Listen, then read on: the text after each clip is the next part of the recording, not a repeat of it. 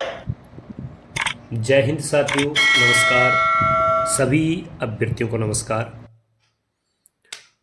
आप सभी SLV Hindi tricky YouTube channel पर समय समय पर अपलोड होने वाले वीडियो देखते हैं, जिसमें हम बात करते हैं कुछ ज्ञानवर्धक जानकारियों की, शुद्ध रूप में हिंदी बोलने और लिखने की। उसी के अंतर्गत आज हम बात करेंगे वर्ण एवं अक्षर में क्या अंतर है। साथियों, यूं तो उच्चारण की दृष्टि से देखें, ध्वनि की दृष्टि से देखें, तो हम इन दोनों में भेद नहीं कर पाते हैं और हम वर्ण और अक्षर को एक ही मानते हैं। लेकिन साथियों, इनमें कुछ मायनों में अंतर है। अब वर्ण का अर्थ वैसे रंग भी होता है, यदि हम माने तो वर्ण का अर्थ रंग भी होता है, वर्ण का अर्थ जाति भेद भी होता है, ये भी हम मानते हैं। मतलब ये एक तरीके से मैं इसके अर्थ बता रहा हूं। और यदि हम देखें तो वर्ण एक हिंदी की ध्वनि भी है, उसका नाम भी वर्ण है। यानी एक अपन कह सकते हैं कि भाषा की इकाई है, भाषा की इकाई है, उसको भी अपनी क्या कहते हैं, वर्ण कहते हैं। तो आज अपन इस भाषा की जो इकाई है, जो वर्ण है, इसकी अपन बात कर रहे हैं। मतलब इसको अपने यहाँ पे कह देते हैं वर्ण। तो वर्ण क्या है? तो साथियों, हिंदी वर्णमाला की हम जब बात करते हैं तो उसमें कुछ होते हैं स्वर। क्या होते हैं? स्वर। और कुछ होते हैं व्यंजन। इनसे मिलकर वर्णमाला बनती है। यानी स्वर और व्यंजन दोनों मिलते हैं तो वर्णमाला बनती है।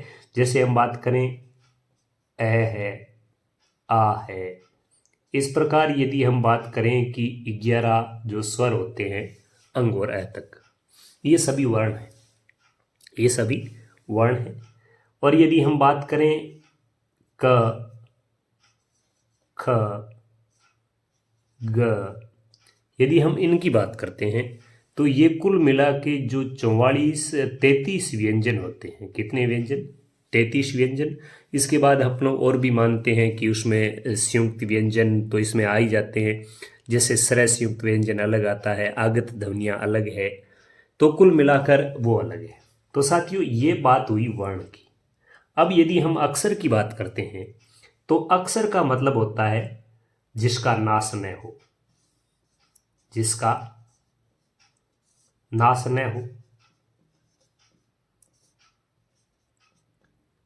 ठीक है, जिसका नाश न हो, यह भी होता है। वैसे अक्षर को ब्रह्मा भी कहते हैं, ब्रह्मा को भी अक्षर कहते हैं, उनका भी मतलब उनके लिए भी ये शब्द आता है। और इसके बाद हम बात करें तो एक ये भी ध्वनि है। मतलब अक्षर लिखित रूप में अपन मान सकते हैं ध्वनि, या ये भी भाषा की एक इकाई है, भाषा की इकाई है। ठीक है, तो ये बात इसके लिए भी क्लियर हो गई। लेकिन इन दोनों में फर्क क्या है? फर्क अब जानना जरूरी है। अब आप यहां देखें कि स्वर है वो सभी है, वो अक्षर भी है, वो सभी स्वर जितने भी है इनको अपन अक्षर भी कह सकते हैं, इनको अपन वर्ण भी कह सकते हैं। तो स्वर है वो सभी अक्षर भी है और सभी वर्ण भी है। लेकिन जो सभी व्यंजन है ये केवल वर्ण है, ये अक्षर नहीं है। ये अक्षर कब तक नहीं है? जब तक इनके साथ स्वर का मेल नहीं होता है। तो व्यंजन है, जैसे मैं यहां पर व्यंजन लिखूंगा तो मैं लिखूंगा स्वर, स्वर सहित, स्वर सहित व्यंजन। स्वर तो सभी अक्षर है ही, लेकिन यदि व्यंजन को अपन अक्षर मानेंगे या अक्षर के रूप में लिखेंगे तो वो स्वर सहित होना चाहिए। जैसे मैंने क लिखा है और इसको मैंने हलंत लगाया है, तो ये क केवल और केवल व्यंजन है, केवल और केवल वर्ण है। ये क है वो अक्षर नहीं है। अब यदि मैं इसके साथ में मेल कर देता हूं स्वर का, तो जैसे ही मैंने इसमें ए में स्वर मिलाया तो ये क्या बना? कै बना। क्या बना, कै बना। और अब ये जो कै है, यह जो कै है, यह आपके हो गया अक्षर। क्या हो गया, अक्षर। और यह कै था, वो था वर्ण। क्या था, वर्ण। तो आप यह मान के चले, और यह ए है, यह अक्षर भी है और यह वर्ण भी है।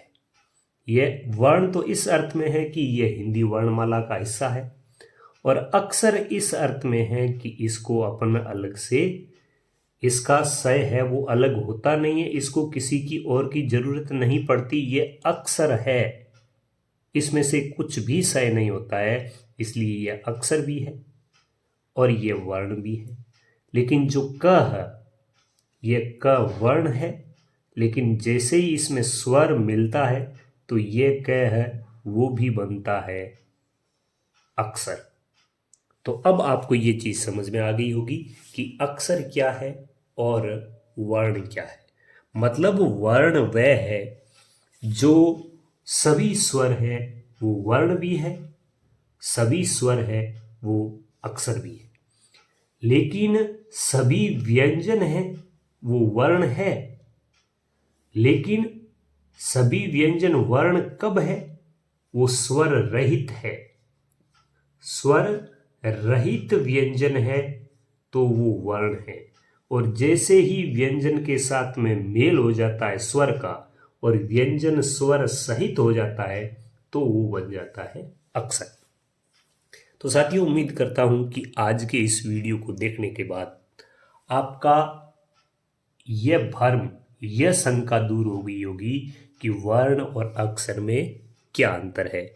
बहुत बारीक जानकारी है, लेकिन जानना बहुत जरूरी है, क्योंकि जाने अनजाने हम इन दोनों को एक ही मान बैठते हैं। और एक ही मान बैठने की ये भूल, यदि आप शुद्ध रूप में हिंदी बोलना और लिखना चाहते हैं तो उसके लिए कतई ये शुभ संकेत नहीं है।